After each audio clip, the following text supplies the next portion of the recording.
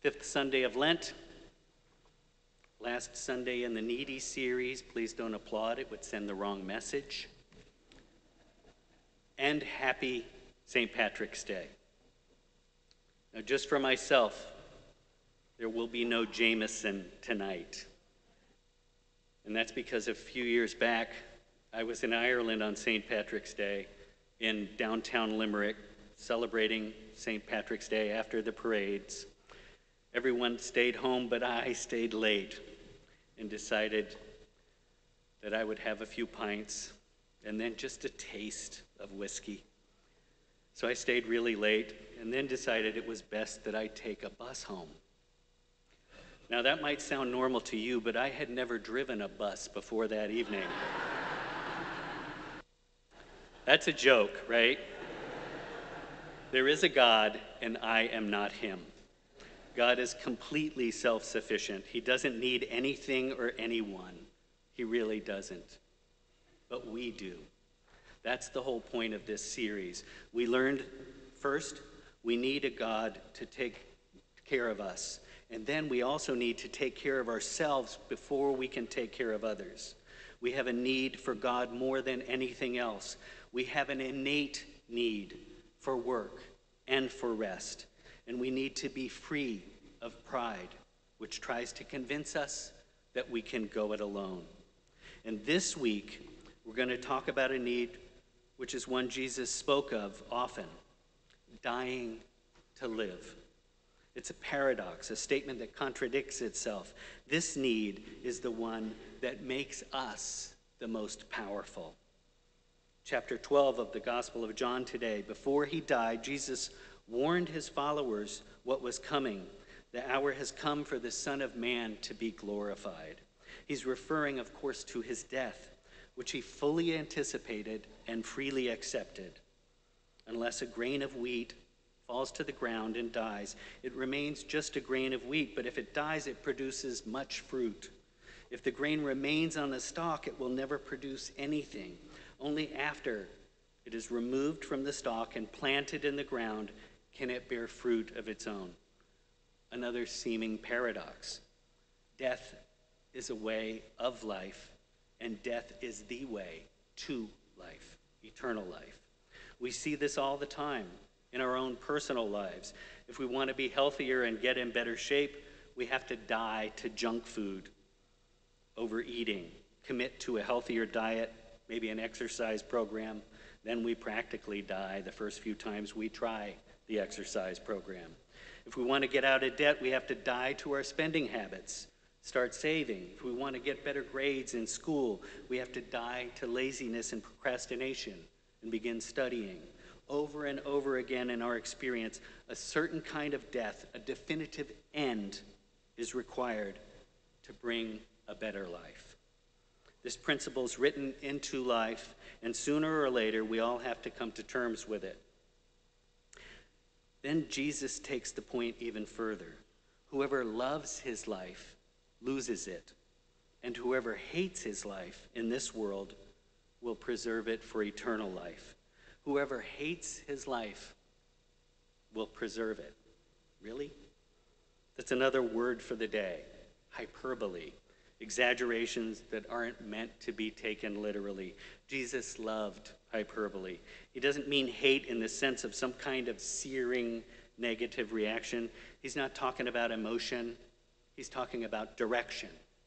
Like at work. Now think about this. You don't really hate that one guy at work. Or lady.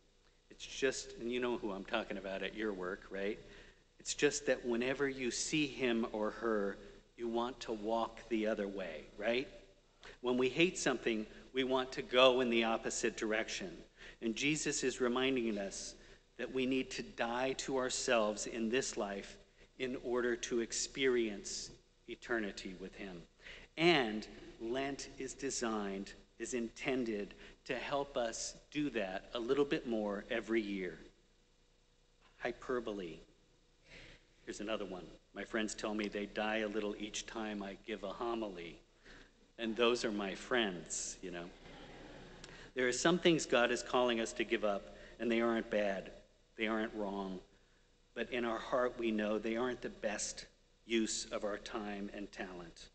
And so every intentional sacrifice matters during Lent. It's not too late. You can finish your Lent strong in the coming week or so. Do we spend a little too much time on the golf course? Oh, now it's getting personal. Or binging Netflix, or surfing the web, or engaging on social media, or playing video games? Then there are clearly negative things in our lives that we need to consider, things that we know we shouldn't be doing. Think of the many things we need to die to: gossiping, complaining, criticizing, judging, profanity, angry outbursts, wasting time looking at inappropriate stuff on the internet, drinking too much, eating too much. Our love for this life and the things of this world blind us from seeing God's perspective, which is a view towards eternal life. We all have those negative or destructive things in our lives that we really don't want to change because we've become used to them, and we aren't comfortable with the idea of truly denying them.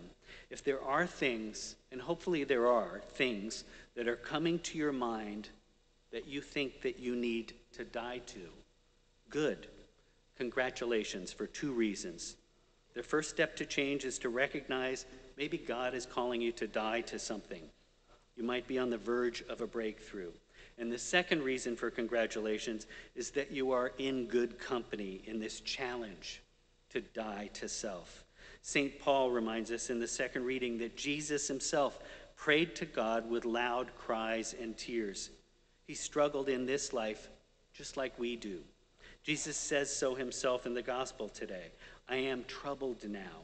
Yet what should I say? Father, save me from this hour? But it was for this purpose that I came to this hour. Jesus struggled.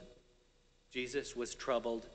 And yet he understood that this was the plan. His death for our life.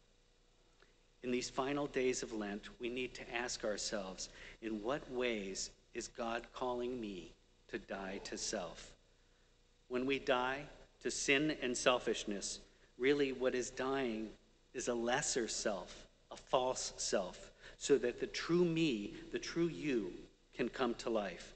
We die to our lesser self so that we can become a better version of what God calls us to be. That's the person you deserve to be, not only for yourself, but also for those around you and for our church community. Consider our first reading from Jeremiah. I will place my law within them and write it upon their hearts. I will be their God, and they shall be my people. Again, our greatest need is to be in communion with the one who made us for himself, the one who has written his law upon our hearts. And once we die to self and live for Christ, we become powerful beyond measure. We've been talking about how needy we are, but we're needy with purpose, to be powerful, to help God in some way. God doesn't need us, right? We need God, but there's something God has in mind for you. Just like St. Patrick, we too can achieve great things for God. First, we must recognize who makes us great. And to do that, we have to recognize that we are needy. And I wanted to close with a prayer from St. Patrick. Supposedly he wrote this. It's attributed to him in the 5th century. And Irish monks to this day still say this prayer, sing this prayer every morning. I won't, as a favor to you, sing it. It's called St. Patrick's breastplate, and a breastplate is something that you lash on in the morning, that you bind to yourself to protect you, okay? I bind unto myself today the strong name of the Trinity. Christ be with me, Christ within me, Christ behind me, Christ before me, Christ beside me, Christ to win me, Christ to comfort and restore me, Christ beneath me, Christ above me, Christ in quiet, Christ in danger, Christ in hearts of all that love me, Christ in mouth of friend and stranger. I bind unto myself today the strong name of the Trinity.